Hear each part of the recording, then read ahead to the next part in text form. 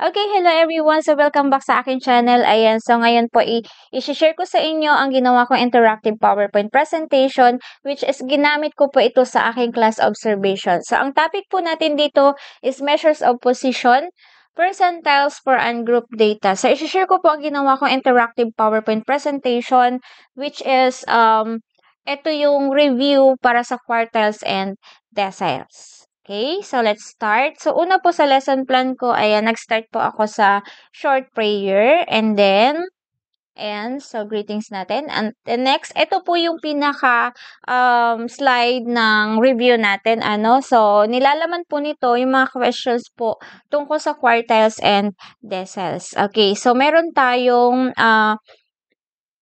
yellow, blue, red, orange, and green colors na pagpipilian ng mga bata. So, ito po yung direction natin. Ayan, number 1, tap on a color to reveal a question and read it aloud. Number 2, choose your answer by tapping on one of the three shapes, circle, triangle, or square. Ayan.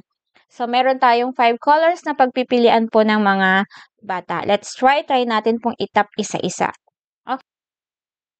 So, ayun po, ito yung ginamit ko sa aking class observations which is, again, okay, so bata ang pipindot or magtatap ng mga kulay na gusto nila and then pag natap yung kulay na gusto nila, okay, lalabas po yung mga questions.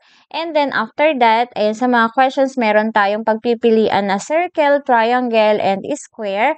So, pag napili ng bata ay maling sagot, babalik siya doon sa tanong. Okay? Pero kapag nakuha na ng bata ang correct answer, yan, babalik na siya dito sa may slide natin ng mga questions. Ng iba. Okay, let's say for example, itong yellow.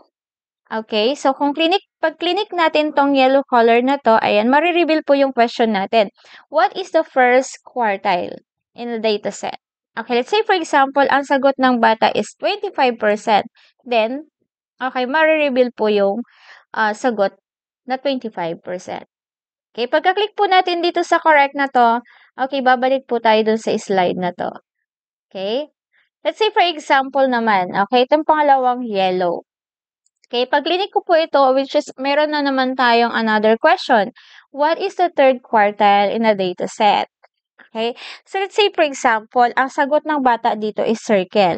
Pag clinic ng bata ang 25%, then oops, try again. So, ibig sabihin, mali po yung kanyang sagot.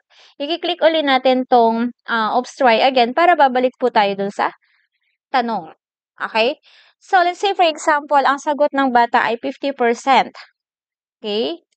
So, mali pa rin yung sagot ng bata na 50%. Okay, i-click uli natin si oops, try again para babalik tayo dun sa question natin. Okay, so let's say ang clinic ng bata is 75%. Okay, so tama na kaya ang kanyang sagot. Pag clinic po natin itong square na to na 75%. Okay, so marireveal po yung correct answer na 75% which is correct. And pag clinic po natin tong correct, since correct na po siya, babalik na po tayo dun sa pinaka-slide natin. Okay, let's say for example po, blue color. Itong color na to. Yan. So the next question is, what is the first decile in a data set?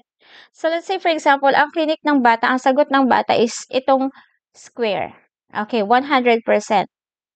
Okay, oops, try again. Mali yung sagot ng bata. Okay, then babalik po tayo dun sa question pag pinindot natin yung oops, try again. Okay. So, let's say for example, ang sagot ng bata is circle. Pag clinic po natin itong circle na 10%, yan. So, yan na po yung tamang sagot. Since tama na po ang sagot natin, pagka-click po natin dito sa correct na to, babalik na po tayo dun sa slide. Next one, ito namang red color. Pag clinic po natin itong red color na to, okay, so ito yung questions para dito. How many deciles divide a data set? So, pipili uli yung bata ng kanyang sagot. It's either circle, triangle, or square. So, kapag circle, yan, oops, try again. Ibig sabihin, mali yung sagot ng bata. Then, pag clinic po natin itong oops, try again, babalik tayo sa question. Okay? So, let's say for example, ang sagot is 10. Okay, pag clinic po natin, ayan, may-reveal na po ang correct answer. And then, pag clinic natin yung correct, okay, babalik na tayo dun sa slide natin. Okay, let's say for example, itong yellow color. Ayan. Pag click po natin yan, and sa question po natin, what is the formula for finding the position of the third quartile? Okay, then pipili yung bata ng kanyang sagot. Let's say for example, ang sagot ng bata ay yung triangle. Oops, try again. Kasi mali yung sagot niya. Then pag click natin yung oops, try again, babalik tayo dun sa question. Okay, the next one, for example, click ng bata itong circle. Okay? Pag click ng bata ang circle, ayan, so meron na tayong correct answer. So pag click po natin yung correct answer na to, babalik tayo dun sa slide.